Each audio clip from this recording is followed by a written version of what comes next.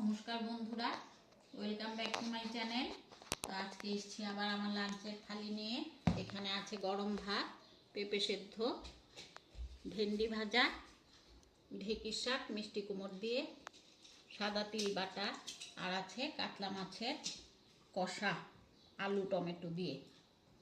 আর এখানে আছে স্যালাডে শসা লেবু। জল নিয়েছি। ভালো লাগলে লাইক করবেন, প্লিজ সাবস্ক্রাইব করবেন আমার চ্যানেলকে। খাওয়া শুরু করি।